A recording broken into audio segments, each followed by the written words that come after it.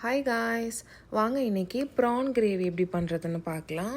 முழு ப்ரானாக அப்படியே வாங்கிட்டு வந்தாச்சுங்க. இது ஃபுல்லாக க்ளீன் பண்ணணும். ஸோ க்ளீன் பண்ணுற ப்ராசஸ் எனக்கு யூஸ்வலாகவே ரொம்ப பிடிக்கும். சின்ன வயசுலேருந்தே க்ளீன் பண்ணி பழகினனால. ஸோ இதுக்கு நம்ம ஃபஸ்ட்டு அரைச்சிக்கலாங்க. Onion, garlic, chilli powder, pepper, turmeric powder, அதுக்கப்புறம் குமின் சீட்ஸ் ஆட் பண்ணிக்கோங்க. நெக்ஸ்ட்டு இது எல்லாத்தையும் ஃபஸ்ட்டு நல்லா அரைச்சிக்கோங்க. அரைச்சி எடுத்துட்டிங்கன்னா அந்த கன்சிஸ்டன்சி நல்லாவே வரும். இப்போ ஒரு கடாயில் எண்ணெய் ஊற்றி இன்னும் கொஞ்சம் ஆனியன் நல்லா பொடிசாக நறுக்கி சாட் பண்ணிக்கோங்க.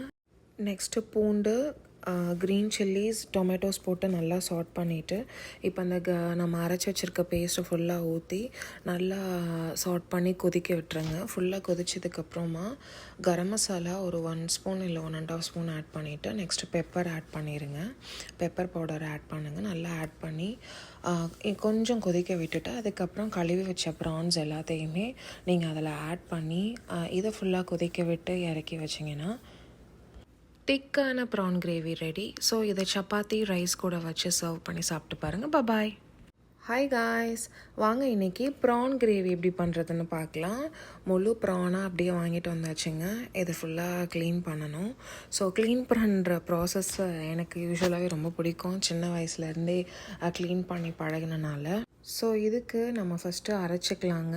Onion, garlic, chilli powder, pepper, turmeric powder, அதுக்கப்புறம் குமின் சீட்ஸ் ஆட் பண்ணிக்கோங்க.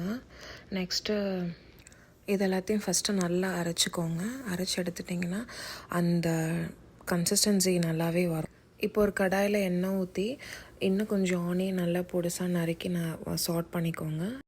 நெக்ஸ்ட்டு பூண்டு, க்ரீன் சில்லிஸ், டொமேட்டோஸ் போட்டு நல்லா சாட் பண்ணிவிட்டு இப்போ அந்த நம்ம அரைச்சி வச்சுருக்க பேஸ்ட்டை ஃபுல்லாக ஊற்றி நல்லா சாட் பண்ணி கொதிக்க விட்டுருங்க. ஃபுல்லாக கொதிச்சதுக்கப்புறமா கரம் மசாலா ஒரு 1 ஸ்பூன் இல்லை 1.5 ஸ்பூன் ஆட் பண்ணிவிட்டு நெக்ஸ்ட்டு பெப்பர் ஆட் பண்ணிடுங்க.